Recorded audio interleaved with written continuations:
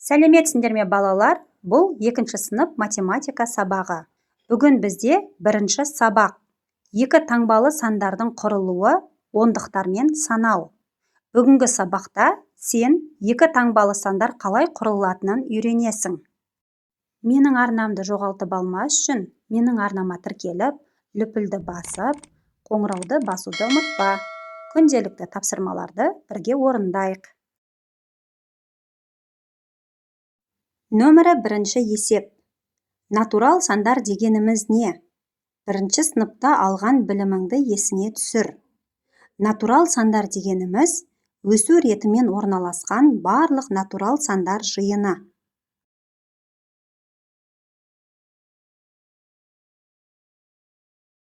Нөмірі 2 есеп. А нұсқасы. Шаршыларды сана. Егер бір шаршыны бір бірлік деп қабылдасақ, онда неше бірлік бар? 1 бірлік 1-ге тең, 2 бірлік 2-ге тең, 3 бірлік 3-ге тең, 4 бірлік 4-ге тең, 5 бірлік 5-ге тең, 6 бірлік 6-ға тең, 7 бірлік 7-ге тең, 8 бірлік 8-ге тең, 9 бірлік 9-ға тең, 10 бірлік 10-ға тең, немесе 1 ондыққа тең екен.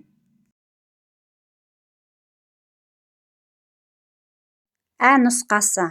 Әр суретте барлығы неше шаршы бар? Шаршыларға қарайық балалар. Мұнда 10 шаршы тұр және 1 шаршы тұр. 10 шаршымыз, яғни 10 бірлік, 1 ондыққа тең екен. Ал 1 шаршымыз 1 бірлікке.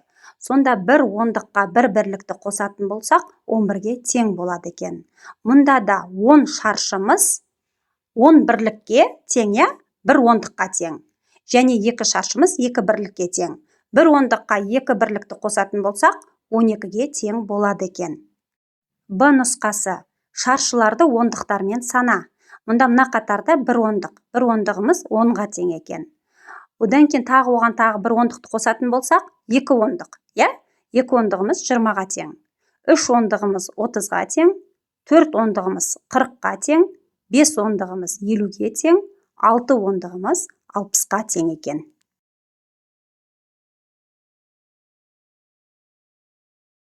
Нөмірі 3 есеп. Сандарды ата. Үлгіге қарайық балалар. Мұнда 3 ондық 8 бірлік 38-ге тең екен, балалар. Дәл осылай қалған есептерді жазып шығуымыз керек. 5 ондық 6 бірлігіміз 56-ға тең. 6 ондық 9 бірлік 69-ға тең. 9 ондық 7 бірлік 97-ге тең. 7 ондық 8 бірлік 78-ге тең. 8 ондық 5 бірлік 85-ге тең. 41 бірлік 41-ге тең екен. 2 таңбалы сандар ондықтар 2 разрядтың бірлігі мен бірліктерден 1 разрядтың бірлігі тұрады.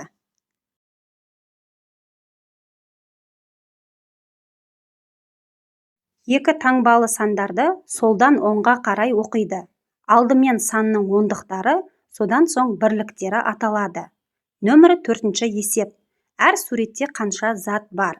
Мұнда балалар кітапты санайтын болсақ, мұнда 12 кітап бар екен. 12 кітабымыз 1 ондық пен 2 бірліктің қосындысы екен. Мұнда 2 суретте балалар 21 қалам бар екен. 21 қаламымыз, яғни 2 ондық пен 1 бірліктің қосындысы екен.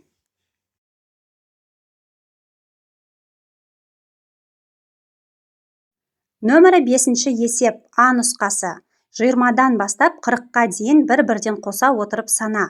Бір-бірден қоса отырып санайтын болсақ, балалары 20, 21, 22, 23, 24, 25, 26, 27, 28, 29, 30, 31, 32, 33, 34, 35, 36, 37, 38, 39, 40.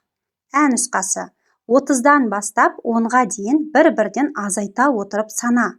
Азайта отырып санайтын болсақ, балалар 30, 29, 28, 27, 26, 25, 24, 23, 22, 21, 20, 19, 18, 17, 16, 15, 14, 13, 12, 11, 10.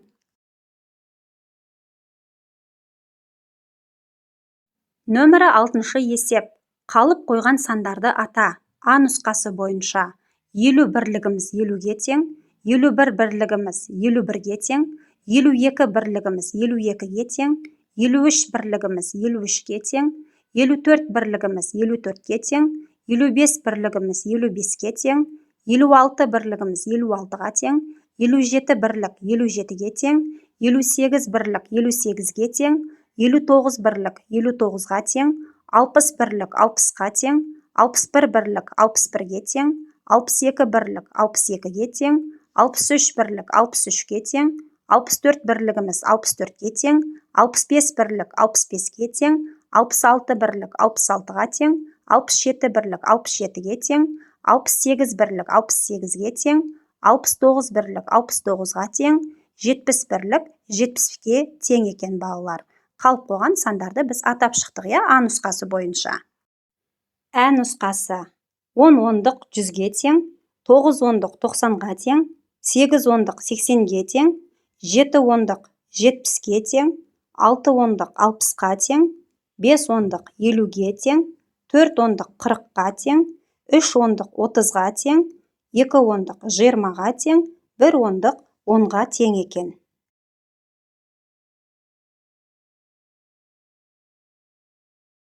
Нөмірі 7 есеп. Жауабы 15-ге тең мысалдарды ғана жаз. Мысалы, бұл жерде балалар 19 азайту 4 тең 15-ге екен. 13 қосу 2 тең 15-ге.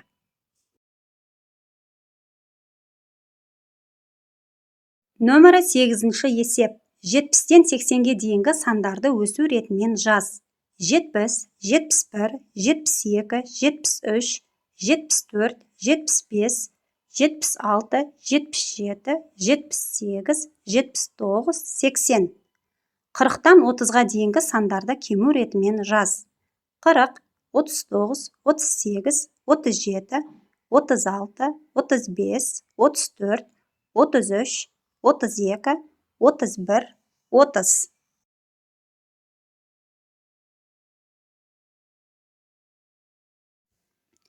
Нөмірі 9 есеп. Сандарды ата. 73, 37, 77, 33. Осы сандарды жазу үшін неше цифр қажет болды? Осы сандарды жазу үшін қажет болған цифрлар 3 және 7. Әр санның жазылуында 3 және 7 цифрлары нені білдіреді? Мысалы, балдар 73, 7 ондық 3 бірлікті білдіреді екен. 37, 3 ондықты 7 бірлікті білдіреді екен. 77, 7 ондық 7 бірлікті білдіреді. 33, 3 ондықты 3 бірлікті білдіреді екен. Санның әрбір цифры белгілі бір орынға, яғни позицияға ие. Оны разряд деп атайды. Осымен балалар, бүгінгі сабағымыз аяқталды. Келесі сабақта кездескенше.